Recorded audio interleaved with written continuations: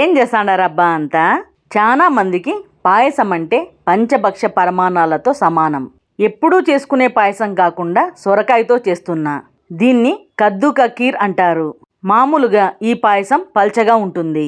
నేను చూపించే పద్ధతి ఇంగ్రీడియంట్స్తో చేస్తే సొరకాయ తురుము మెత్తబడకుండా మీడియం కన్సిస్టెన్సీతో తినడానికి అనువుగా కమ్మగా ఉండి కప్పుకి 2 కప్పులు తింటారు. ఇంటికి గెస్ట్లు వచ్చినప్పుడు, చిన్న పార్టీ ఫంక్షన్లకి ఈ స్వీట్ బడ్జెట్ ఫ్రెండ్లీ అని చెప్పచ్చు. టేస్ట్లో మాత్రం టాప్ లెవెల్లో ఉంటుంది. మరి లేట్ చేయకుండా ఎంతో రుచిగా కమ్మగా ఉండే సొరకాయ పాయసంని ఎట్లా చేసుకోవాలో చూసేయండి. ముందుగా 1/2 కప్పు సగ్గుబియ్యంని తీసుకోండి. నేను చిన్న సైజువి తీసుకున్నా. మీకు ఏవి అందుబాటులో ఉంటే అవి తీసుకోండి. ఇవి నీట్గా 2-3 సార్లు క్లీన్ చేసుకోవాలి. వీటిపైన ఉండే స్టార్చ్ పోవాలి. ఇవి చిన్న సైజు కాబట్టి నానబెట్టకుండా ఇట్లే పక్కన పెడుతున్నా. అదే పెద్దవైతే నీళ్లు పోసి అరగంట పాటు నానబెట్టుకోండి. ఈ సైజు లేత సొరకాయని తీసుకున్నా. వెయిట్లో చెప్పాలి అంటే 1/2 కిలో పైనే ఉంటుంది. దీన్ని క్లీన్ చేసుకొని తోలుని పీల్ చేసుకోండి. గ్రేటర్ తీసుకొని సొరకాయని పెద్ద హోల్స్ ఉన్న సైడు తురుముకోవాలి. అప్పుడే సొరకాయ ఓవర్ కుక్ అవ్వదు.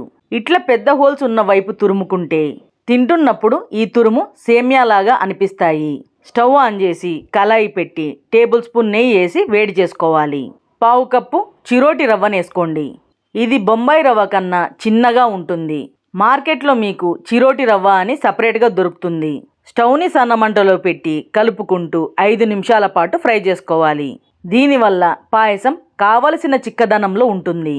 చాలా వరకు ఇదెయ్యరు. ఒకసారి ఇదేసి ట్రై చేయండి. టేస్ట్లో అయినా టెక్స్చర్లో అయినా ఖచ్చితంగా డిఫరెన్స్ తెలుస్తుంది. ఈ మాత్రం ఫ్రై అయితే చాలు, పక్కకు తీసుకోండి. 2 టేబుల్ స్పూన్ల నెయ్యి వేసి వేడి చేసుకోండి. తురుముకున్న సొరకాయనేసి కలుపుకుంటూ దీంట్లో ఉన్న తేమ ఇమిరిపోయే వరకు ఫ్రై చేసుకోవాలి. సొరకాయలో నీటి శాతం ఎక్కువగా ఉంటుంది కాబట్టి ఇది ఫ్రై అవ్వడానికి కొంచెం టైం పడుతుంది. చాలా మంది సొరకాయ తినడానికి ఇష్టపడరు. ఇట్లా చేసి పెడితే లొట్టలేసుకొని తింటారు. మధ్య మధ్యలో కలుపుకుంటూ ఈ నీళ్లు మొత్తం ఇమిరిపోవాలి. ఇట్లా తేమ పూర్తిగా పోయినాక దీంట్లోకి కాచి చల్లార్చిన లీటర్ పాలను పోసుకోండి. మనం తీసుకున్న సొరకాయకి లీటర్ పాలు కరెక్ట్గా సరిపోతాయి. ఇదంతా బాగా కలిసేలా కలుపుకొని పాలని మరగనీయాలి. పాలు మరుగుతున్నప్పుడు దీన్నోసారి బాగా కలుపుకోండి. అడుగు అంటకుండా ఉంటుంది. ముందుగా క్లీన్ చేసి పెట్టుకున్న సగ్గుబియ్యంని ఇప్పుడు వేసుకోండి. ఇవి బాగా కలిసేలా కలుపుకొని ఉడకనీయాలి.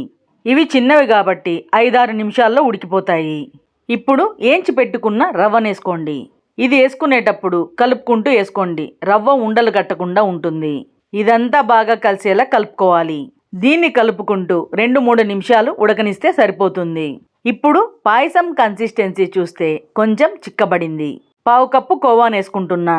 దీనికి బదులుగా ఇదే క్వాంటిటీలో మిల్క్ పౌడర్, కండెన్స్ మిల్క్ని వేసుకోవచ్చు. లేదా బాదం జీడిపప్పును గ్రైండ్ చేసి వేసుకోవచ్చు.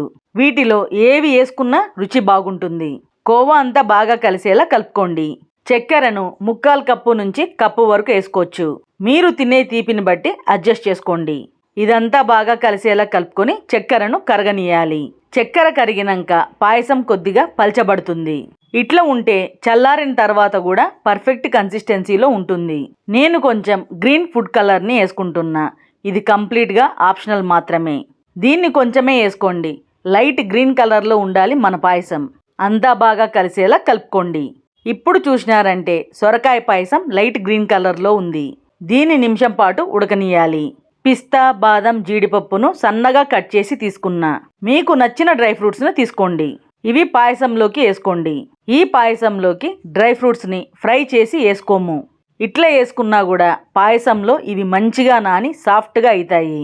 తింటున్నప్పుడు పంటి కింద తగిలి రుచిగా ఉంటాయి. ఈ కన్సిస్టెన్సీలో ఉంటే చాలు, ఇంకా దించేసుకోవచ్చు. లాస్ట్లో ఫ్రెష్గా దంచుకున్న 1/2 టీ స్పూన్ యాలక్కల పొడిని వేసుకోండి. దీన్నోసారి బాగా కలుపుకొని స్టవ్ ఆఫ్ చేసేయండి. ఇది వేసుకున్న తర్వాత ఉడకనిస్తే ఫ్లేవర్ పోతుంది. అందుకే ఎప్పుడు చివర్లో వేసుకోవాలి. పాయసం చల్లారిన తర్వాత చూపిస్తున్నా. కన్సిస్టెన్సీ ఎంత పర్ఫెక్ట్గా ఉందో చూడండి. మరీ పల్చగా లేకుండా తినడానికి కరెక్ట్గా ఉంది. ఈ కన్సిస్టెన్సీ చిరోటి రవ్వ వల్ల వచ్చింది. ఒక్కసారి నేను చూపించిన పద్ధతిలో సొరకాయ పాయసం, అదే కద్దు కా ఖీర్ని ట్రై చేసి చూడండి. మీకు ఖచ్చితంగా నచ్చుతుంది. ట్రై చేసినాక మీకెట్లా కుదిరిందో కామెంట్స్లో చెప్పడం మాత్రం మర్చిపోద్దండి. ఈ వీడియో నచ్చినట్లయితే లైక్ చేసి మీ వాళ్ళు కూడా తెలుసుకోవాలంటే షేర్ చేయండి. మన ఛానల్లో హెల్తీ అండ్ టేస్టీ రెసిపీలు ఉన్నాయి, అవి కూడా ఓసారి చూడండి. ఇట్లనే ఇంకా మంచి మంచి రెసిపీల కోసం మన ఛానల్ F3 ఫుడ్ ఫన్ ఫెస్టివల్ని సబ్స్క్రైబ్ చేయండి అబ్బా. ఇట్లు మీ వేణి. మరొక మంచి రెసిపీతో మళ్ళీ కలుద్దాం.